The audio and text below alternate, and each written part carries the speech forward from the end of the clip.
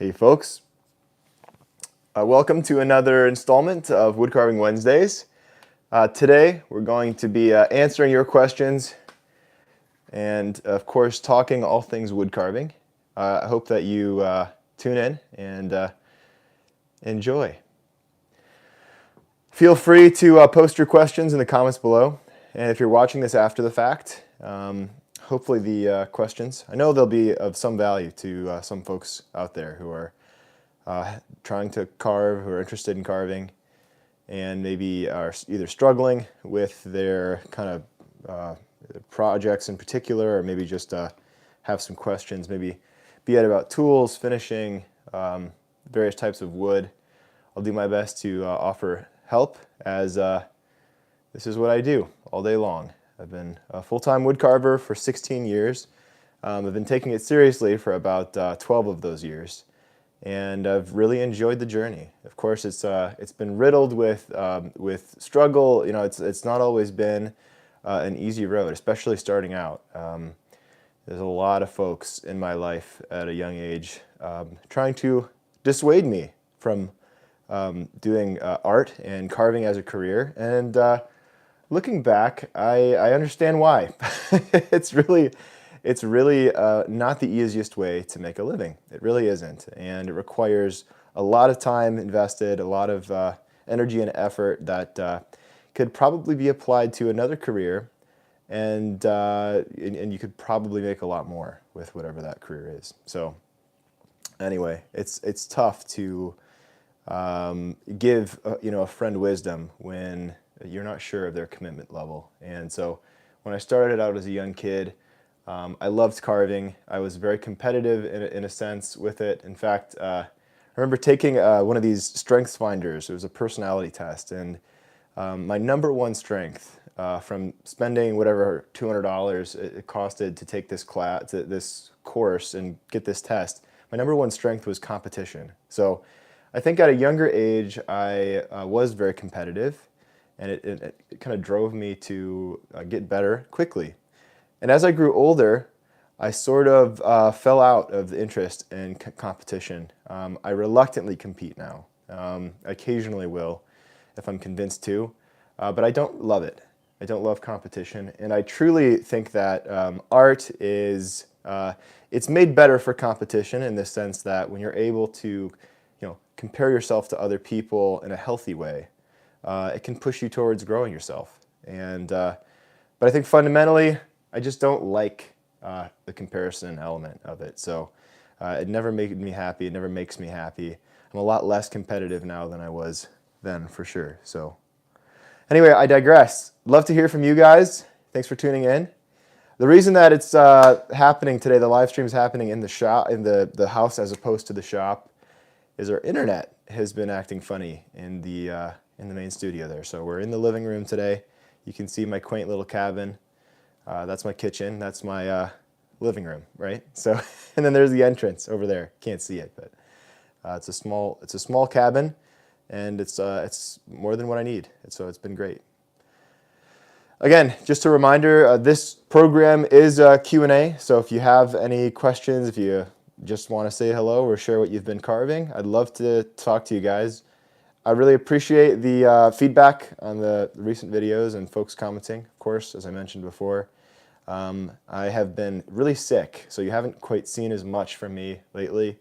I got over what I think was the norovirus, and if you're familiar with the norovirus, you know that bad things happen to you when you get sick with a norovirus. Things come out of both ends. I won't go any further than that, but that happened to me for about a week. So actually I had a food poisoning in addition to that, which was a result of my genius. I had some sushi when I should not have had any sushi. And so, yeah, so that was rough. I got food poisoning. So we're back at it now, and we're back to carving, back to the rhythm of work to some extent. I think I was spoiled by being sick and just kind of sitting, laying in bed. Of course, I'd love to take that whole sickness thing without the sickness part, but back to it, and sincerely happy to be back carving, so it is nice. All right, let's hear from you guys. What do we got? Anyone have any questions or comments? Seeing any good, reading any good books about maybe carving or art or drawing or anything in the related categories? We'd love to hear from you. While I'm waiting for that, I will just keep blabbing because that's what I like to do. The project for today has been really primarily a project for the book. I am writing a book currently, and I think probably this is the beginning of a cycle for me where I'll probably always be working on a book. I don't think that it would be wise to, say, start a book, finish it, and then not continue to write after that point. So, in fact, I've heard some really great writers say that it's great to actually start your next book before you finished your first book. So I think I'll do that, and I'm probably going to be, Lord willing, writing books for the rest of my life, whether or not they're published.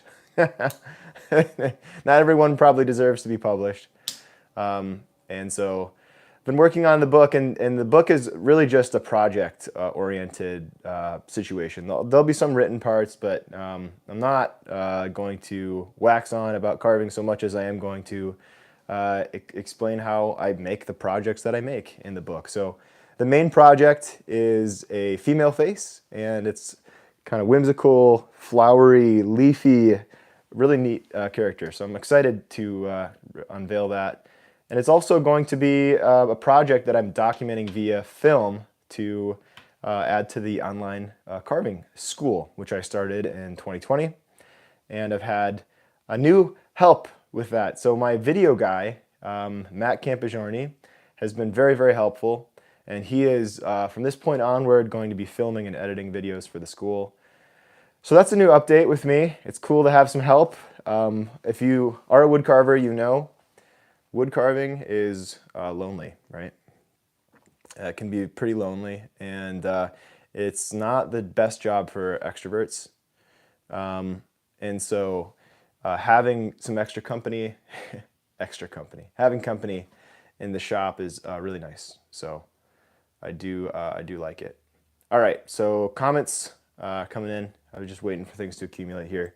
Hi, Alec. I've seen plenty of wood spirits from many carvers with big flowy beards, which look incredibly awesome and challenging. But how would you go about carving something like short facial hair? Oh, that's a great question. Yeah, so short facial hair depends on how short you're talking.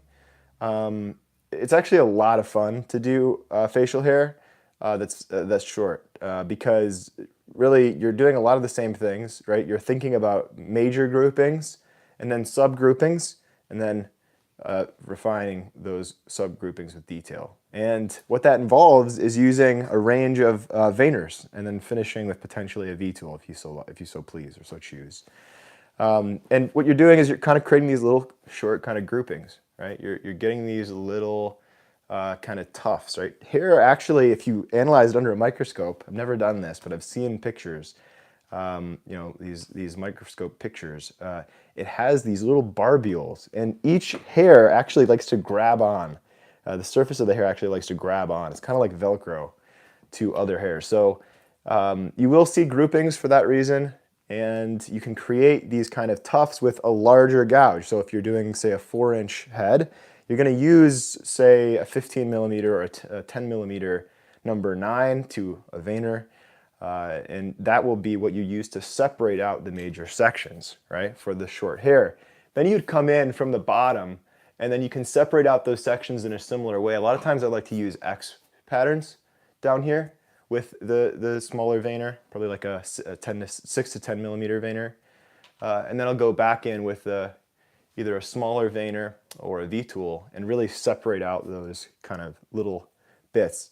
And it is hard to describe the process without showing it, but I hope that does help. So I like to think about the shorter beard as being an issue of like the surface of the face first, and then I come underneath, and then I start creating these sort of X patterns with the gouge, overlapping, and creating a nice cross section so that when you look at the beard from the front view, you can see the spaces in between the beard. So a lot of it is looking at the outline, right? Like the silhouette, if you will, of the beard from the front view. So that's probably best shown in with actual like demonstration, but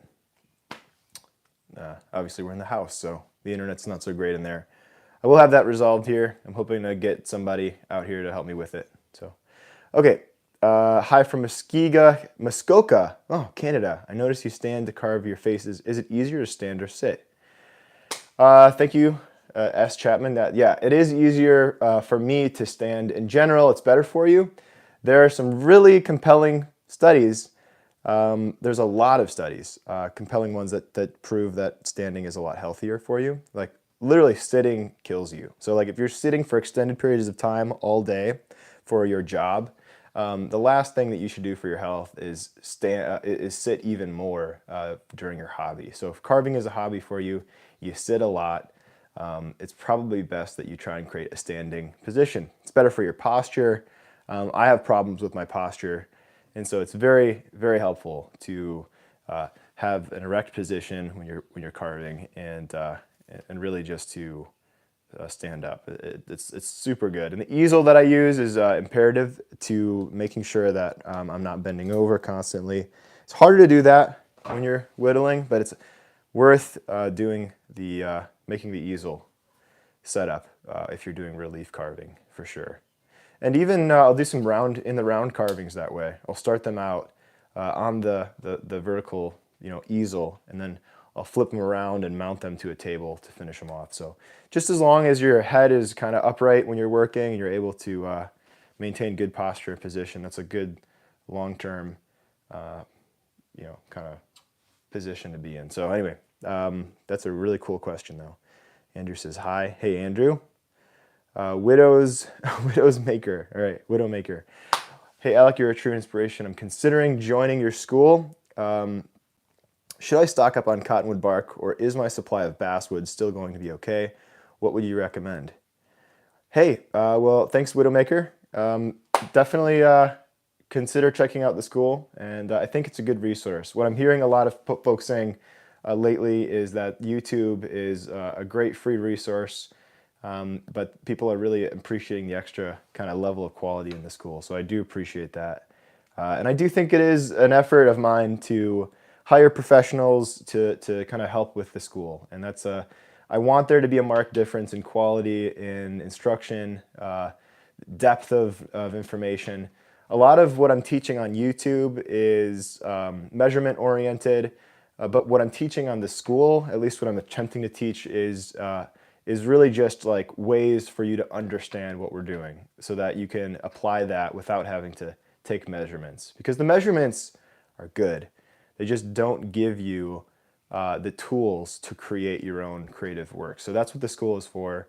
You can find a lot of that information online if you're able to search it out and practice, but the school just kind of consolidates it and hopefully entertains people and keeps them company. So, but that wasn't your question. Your question was, do you need a hoard of cottonwood bark to start the school? And the answer is that you don't. You don't. Bark has certain qualities about it that make it really easy to carve. And so I do suggest that if you can get your hands on cottonwood bark, you do so, because it's really, really nice to work with. It's soft, it's even. Of course, it has its own problems. It's sometimes a little bit too brittle. And not every piece of cottonwood bark is alike. You might get a piece of cottonwood bark that's harder than basswood, harder than pine or butternut. But in the case of working with a good piece of cottonwood bark, I particularly like northern plains cottonwood. So that's going to be in the United States. It's going to be in our kind of northwestern climate. So it's a rowdier tree, and it grows with really, really nice, thick, even bark that's of a lighter color. And I do particularly like that kind of cottonwood bark. But the truth is, all of the techniques can be applied to really any material that's workable. So it's really a matter of comfort for the student. So if you really want to rip through a bunch of wood spirits or faces quickly, bark allows you to do that. Wood of other kinds typically slow you down a little bit more. And I say slow you down, but marginally slow you down. So, I mean, it's not that much more work to carve basswood than it is to carve cottonwood. So you could very much get away with basswood. And a fair amount of the projects on the school are basswood, and they're increasing in frequency where these other woods are coming into the fold of things here. So let's try not to make this all about the school here. Hello, Alec from Wales. This is Trisha. Hey, Trisha. I'm just a beginner and have watched many of your videos. How do you make up your patterns, front and backside views? So yeah, that's a good question, Trisha, and that kind of leads me to a point that I like to bring up to folks who use a lot of roughouts, because most folks that are carving in the kind of whittle size, with a knife, they're going to be using a lot of roughouts. And for those of you that don't know, a roughout is basically paint by numbers for wood carvers, right? The shape is already laid out for you. You're just adding the detail, right? So in the same way a painting, paint by numbers is already kind of outlined. You're just kind of filling in the spaces. Roughouts are kind of giving you the hardest part. It's like the hardest part of carving, to me at least, is the shape, right? Getting the form right. That's the foundation of a sculpture, is the form. And so yes, you do kind of miss out, I think, when you do the roughouts. You miss out on kind of the concepts that get you to where you can do a good face. You can carve a face well in wood. So I recommend that you get really familiar with the symmetry of the face, that you get your brother, your sister, your mom, your dad nearby, and you draw some really, really terrible drawings of their face with them right there in front of you. And you do draw the front view, but then you also turn that sister, brother, mother, mom, dad to the profile and draw their profile too, because in carving, we don't get to just be concerned about that front view. We have to think, in many cases, if you're carving in middle relief or deep relief, you have to consider that profile, right? And so yeah, it's important that you learn the symmetry and the proportions of the face and how to kind of capture those. Drawing really helps. Drawing really helps, and it's a quick way for you to understand what you're starting to do when it comes to carving. This is coming from a person who doesn't like to draw that much. So I'm not saying this because I'm an artsy-fartsy person who loves to draw. I don't draw that much. But I think it's good to help you kind of move through some issues if you're struggling to get the forms in the whittles, because most of them are faces. That's what I love to do. That's what I kind of specialize in. For sure, you can use a form to start out with, a pattern, but you should have everything that you need in the videos to kind of get an idea for the major shapes. There is no pattern. Sometimes I will use a reference photo. So I guess that's my best answer, is the best pattern is either a real life person in front of you if you're carving a portrait, or a good front and profile picture of one person as a reference. The same thing with any other animal, same thing with a goldfish, right? You have the front view, you have the side view, minimally, right? I like to have a 3/4 view as well, which is this view here. That's going to give you some information. A bug's eye view is helpful, and a bird's eye view is helpful. So having those reference photos, that's my go-by, right? That's what I'm using. Not to say I don't get inspiration from other carvers and painters and drawers, but I really like the idea of using using a picture, because then I'm getting inspiration straight from the source, right? And I'm telling you how I interpret that portrait, that person from the source, instead of copying someone else. So that's why I'm not big into patterns. I don't use a lot of patterns. I don't draw a lot of patterns for folks. I know it's probably lazy, but I think it's best that folks get familiar with the shapes and just try to use reference photos. It makes everything better for me.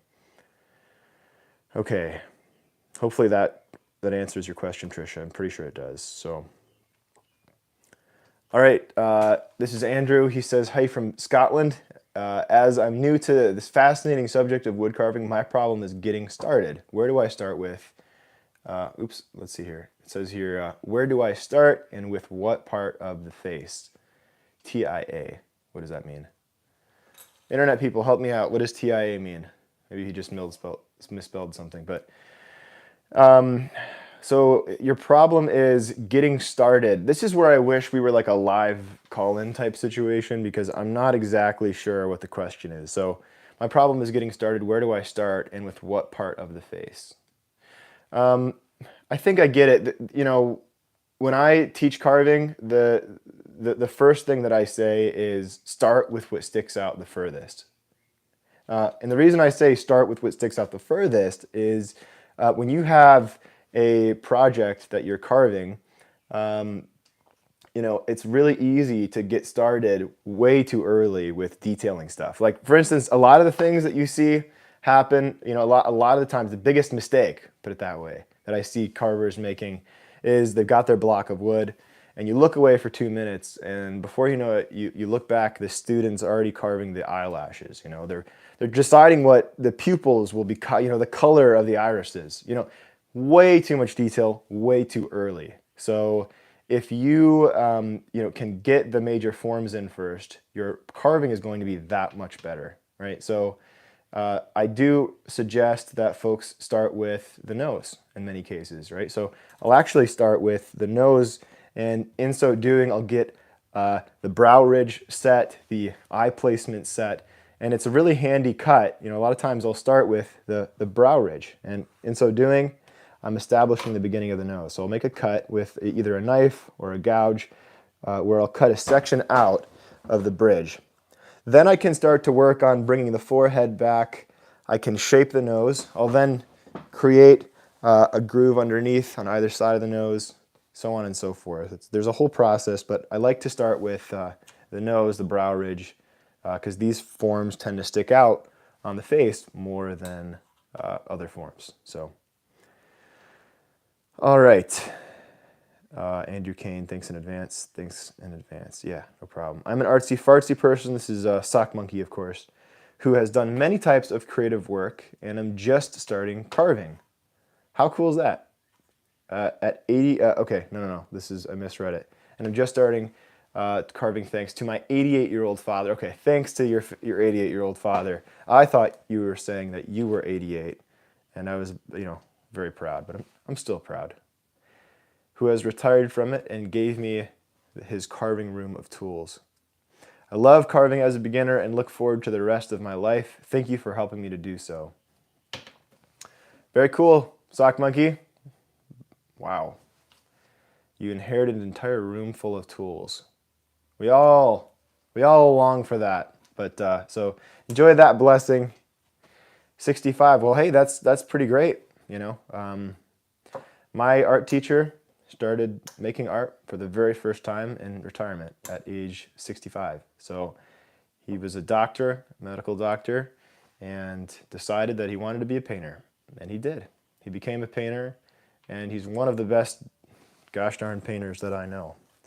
So it's really never too late. I mean, I know some of the best students I've had are new students to carving who are in their 70s and 80s. I mean, they're just great students. So you know, a lot of folks, you know, will tell me, some folks have told me before at least, that, you know, they wish they would have started younger. But, you know, there's no point in thinking and wallowing in the past when you have opportunity to try it now, if you're interested in it.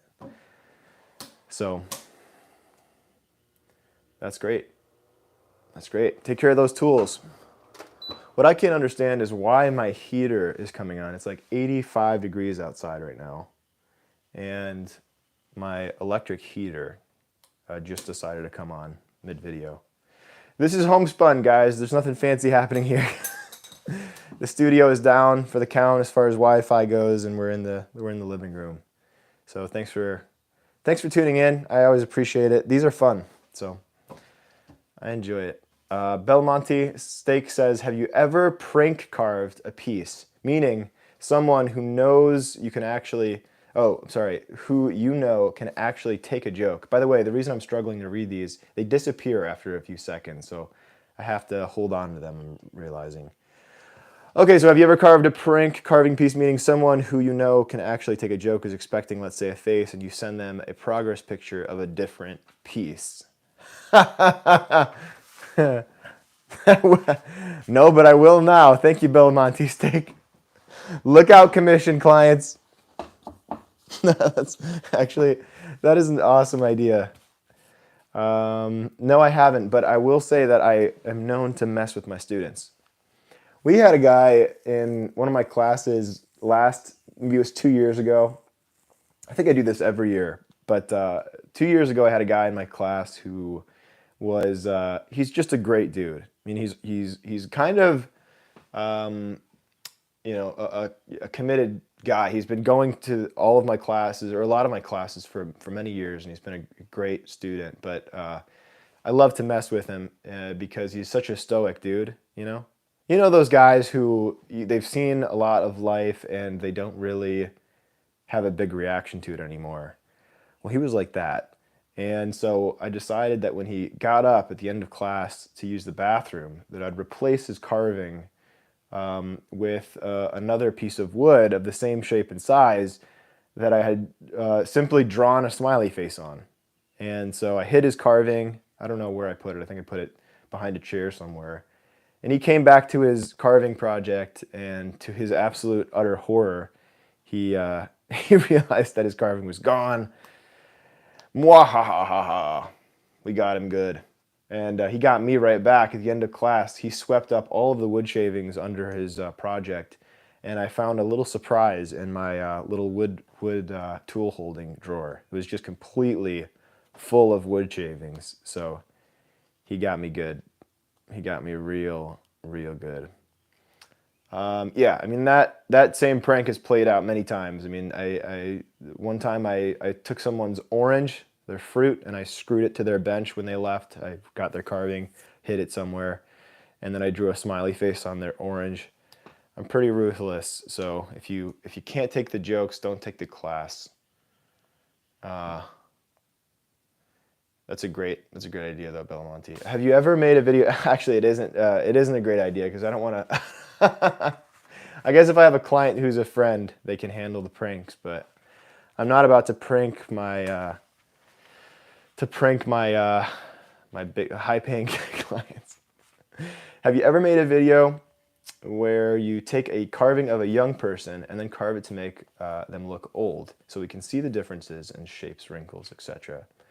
No, but that's a fantastic idea. That's a really great idea, and I appreciate that, Chester. There's a guy who's known for that, Felipe Ferreau. He will do this in clay with portraits. What he does that's really interesting is he'll actually take the face of a person who's young and healthy and show the effects of drug use. So he'll actually show the effects that hard living and the use of whatever drugs has on the human face. This sort of cactic, sunken in look that happens as a result of drug use. So anyway, I have not done that. Hi from Connie. Hey Connie, greetings from California. I saw your bark hunting trip video a few years back and decided to take my grandkids. We all had a blast and now they're all hooked. How about that? That is cool, Connie. That's awesome. I love that story. Wasn't it a great trip?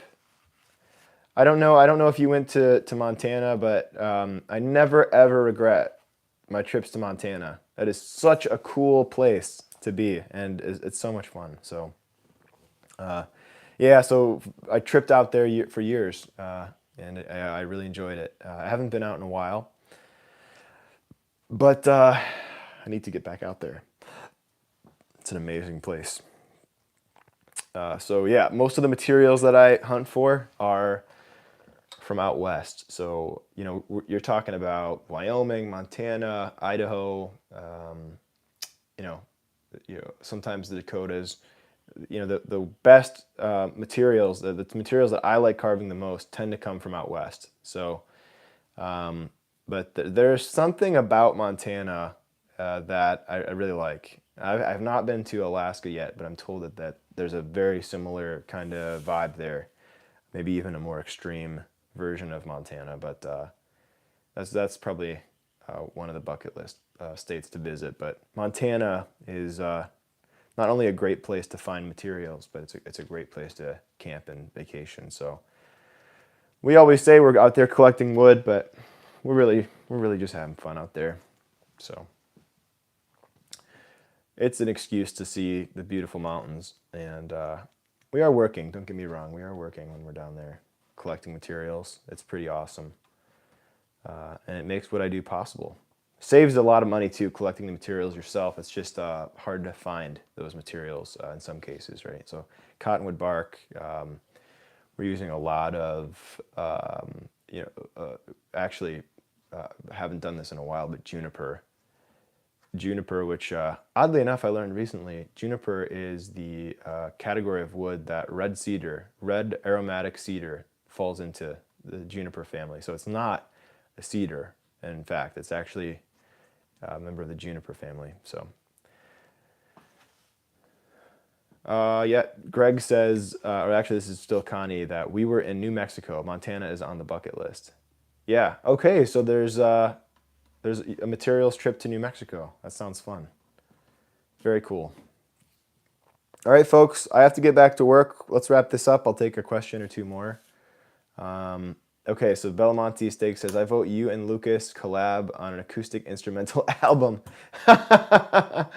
I'd settle for a carving collab video too. Thanks, man. Or woman. I don't know what you are, but I like that idea. So Lucas Cost, if you're seeing this now, let's collab. Let's play some tunes.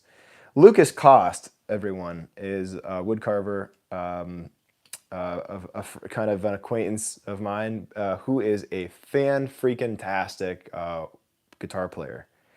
He's a great woodcarver, and he's grown immensely in the last couple of years as a woodcarver. Someone to look out for. He is an amazing guitar player. I like guitar, so I have a lot of fun with it, but he is definitely more serious about it than I. So that'd be a fun time. I'm down. If Lucas is listening to this, let's record an acoustic album. I'll practice up. All right. Thanks, Sock Monkey. Thank you, guys. I appreciate your time, and that's all for now. Yeah, thanks again.